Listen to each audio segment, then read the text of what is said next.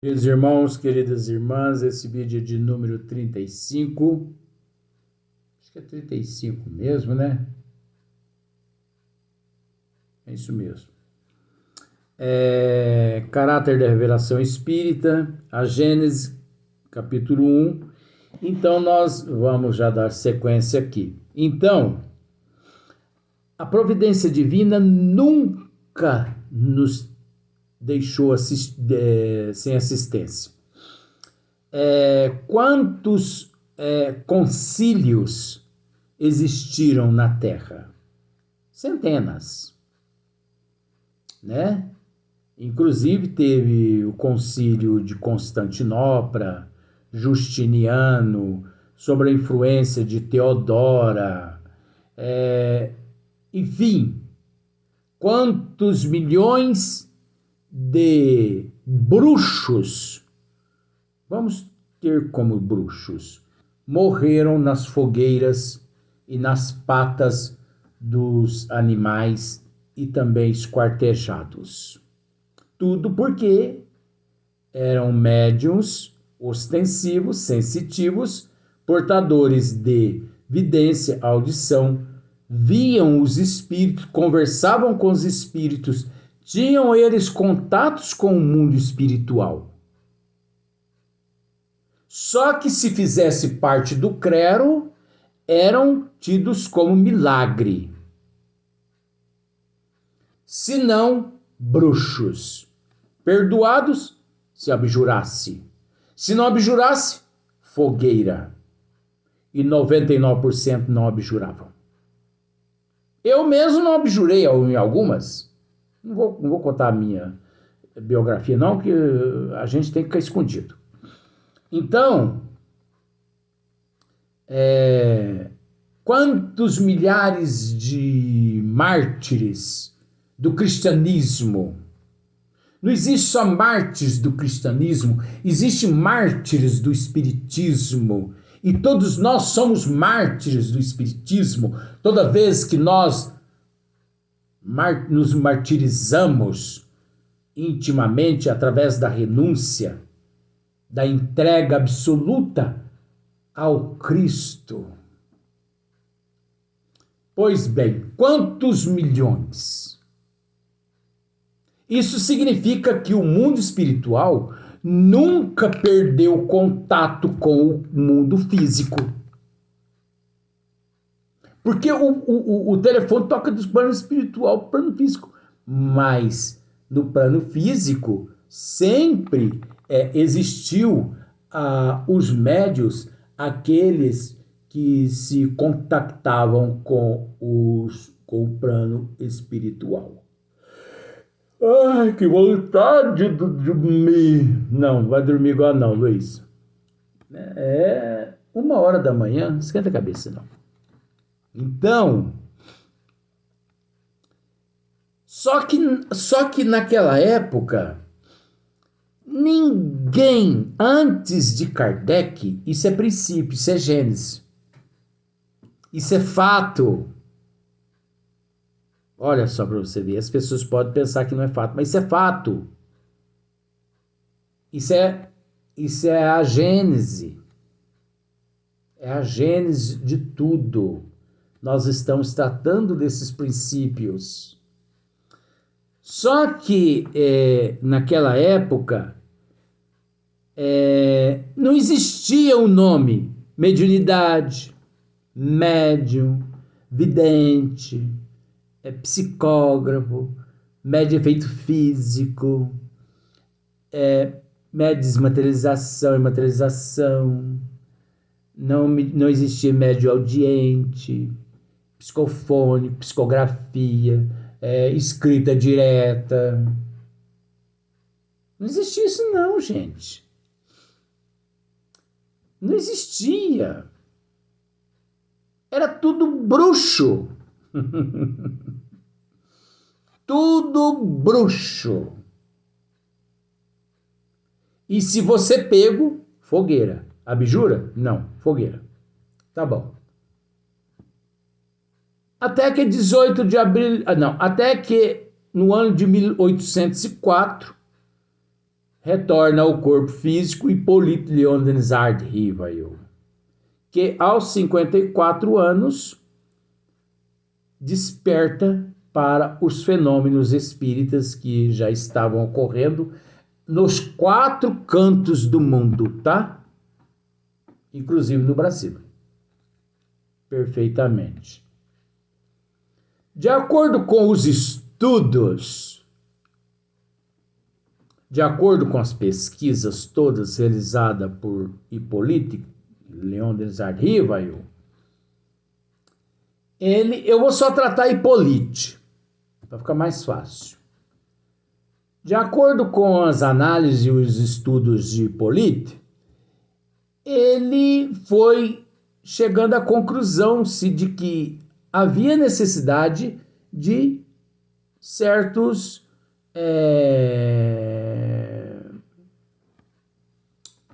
nome, por exemplo, para se identificar essa caneta, vamos pôr o nome de caneta.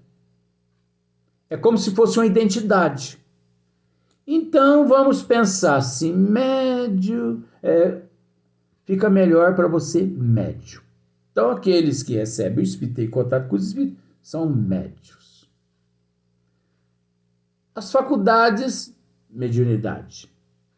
Dons, aquilo que as pessoas possuem. Tá. A pessoa vê o espírito, então, vê é vidência.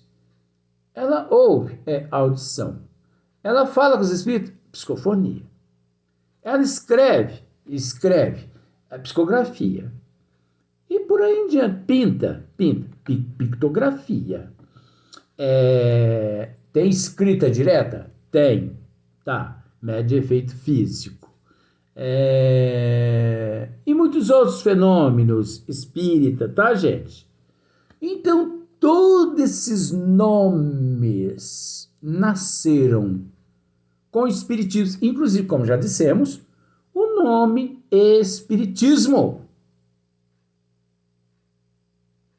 Antes do ano de 1857, se você procurasse em França, você não ia descobrir, você não ia saber lá. Se você chegasse em um francês, você conhece o espiritismo? Quê? Que bicho é esse? Que não existia antes de 1857. Isso foi criado por Allan Kardec com o auxílio dos bons espíritos, né? E assim toda uma forma disciplinar, né? De disciplina, regulamentos e tudo mais, né? Então, você presta atenção, desculpa. Você observa que eu não meço esforço para esclarecer, né? Então, importante revelação se opera na época atual e mostra a possibilidade de nos comunicarmos com os seres do mundo espiritual. Não é novo, sem dúvida, esse conhecimento, mas ficará até aos nossos dias, de certo modo, como letra morta, isto é, sem proveito para a humanidade. A ignorância das leis que regem essas relações o abafam sob a superstição. O homem era incapaz de tirar daí qualquer dedução. O homem sempre foi capaz de tirar-se daí qualquer dedução. Se não fosse Kardec, essa doutrina não tinha sido codificada.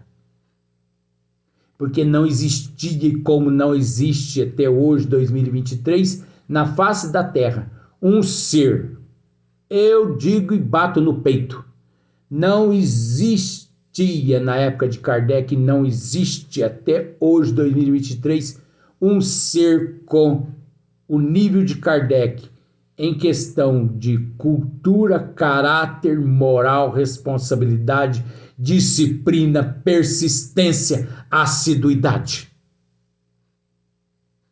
Não existe. Hoje a humanidade ela é conduzida pelo supérfluo. A humanidade hoje ela é conduzida pelo desculpismo. A humanidade hoje é conduzida pela fantasia, pela ilusão e pelo exibicionismo. A humanidade hoje é conduzida pelo liberalismo das trevas. Quando a humanidade acha que tudo pode. Quando a humanidade acha que tudo pode. Eu vou te explicar uma coisa. Você pode me xingar do que você quiser. É o direito teu. É um direito teu. Meu pai desencarnou. Graças a Deus está no mundo espiritual. De vez em quando ele vem aqui, né? Mas no dia que o meu pai desencarnou, no outro dia, eu tinha os trabalhos na casa espírita a qual eu trabalho. Agora eu te faço aquela perguntinha. Ai, coceira no nariz aqui. Eu te faço aquela pergunta. Eu permaneci 100% no velório dele? Ou eu fui à casa espírita realizar os meus trabalhos e depois que terminou eu voltei ao velório? É lógico, gente, que se tratando de mim, que enterre lá sem a minha presença, eu não estou preocupado com o corpo, eu respeito. Mas eu respeito muito mais os trabalhos divinos, porque Jesus nos disse: deixai o cuidado dos mortos enterrarem os seus mortos. Deixai-o ao cuidado dos mortos enterrar os seus mortos. O que isso quer dizer? Os mortos de sentimentos, os mortos de amor, os mortos de compreensão, de entendimento, os mortos de desculpismo, os mortos de fantasia, de orgulho, de vaidade, é que gosta de ficar ali, ao lado do túmulo. Eu não posso hoje fazer isso, porque meu pai morreu. Ai, eu não vou poder ir aos trabalhos, eu não vou poder ir ao trabalho meu, eu vou ter que ligar pro patrão, pedir para ele misericórdia. Vou só amanhã, olha lá se eu for essa semana, porque eu vou ficar depressivo. Respeito. Pelo amor de Deus, gente, não enxergue de outra forma. Mas se nós não trabalharmos esse sentimento enquanto aqui nos encontramos, nós vamos retornar à Terra milhões de vezes para tentar melhorar um comportamento que hoje nós conhecemos o quanto ele nos aflige. Porque quando algo me aflige, que eu não sei a causa, tudo bem, mas quando eu sei a causa, eu tenho que investir ali para que eu me melhore. Então eu me lembro que eu fui, né, ajudei todo lá no velório do meu pai, tudo, tal, e fui aos trabalhos. Depois que realizou os trabalhos, voltei ao velório. E ainda deu tempo de eu acompanhar, né, até o cortejo, até o esquife, né, até o túmulo da avó, onde meu pai foi sepultado. Mas cada um é cada um. Eu não tenho esse tipo assim de apego à matéria. Se você tem, cuide dela. Porque eu não tenho. Agora, por quê? Devido à desigualdade evolutiva. Eu me sinto bem assim. Eu acho que você se sente bem do jeito que você é. Não sei, às vezes você se sente mal do jeito que você é, mas eu não me sinto mal. Eu não me sinto mal. Né? Então, olha só para você ver. O homem era incapaz de tirar daí qualquer dedução salutar. Estava reservada à nossa época desembaraçá-lo dos acessórios ridículos, compreender-lhe o alcance e fazer surgir a luz destinada a clarear o caminho do futuro. Só a doutrina dos espíritos, capaz essa ciência, essa filosofia, de esclarecer-nos tudo aquilo que o Cristo havia nos dito há 2000 anos atrás, que não compreendemos devido à nossa ignorância.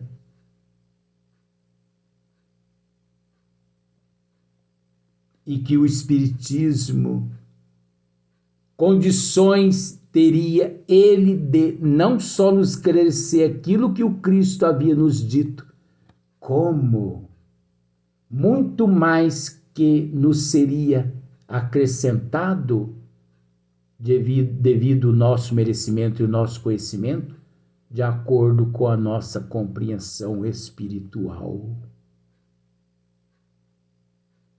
O Espiritismo veio no momento certo, o Cristo e Moisés. Se o Espiritismo não tivesse vindo,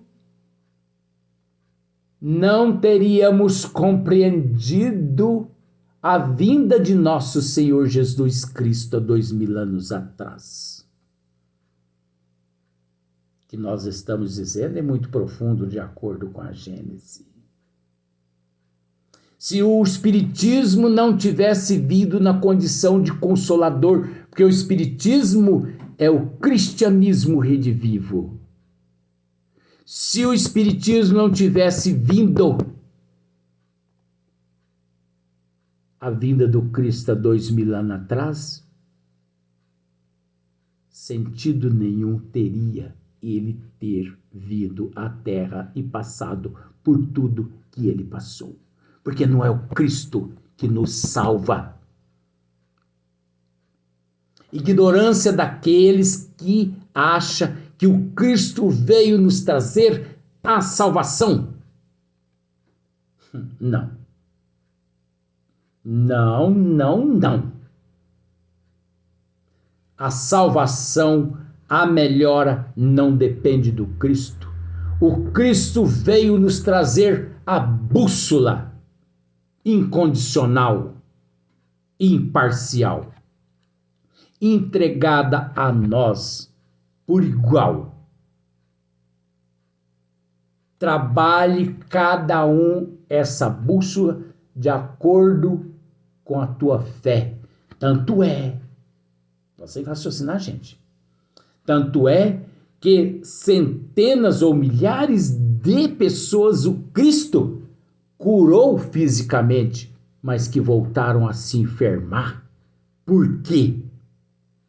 Porque se preocuparam apenas com a limpeza do corpo físico, mas não se preocuparam com a limpeza do perispírito e da alma.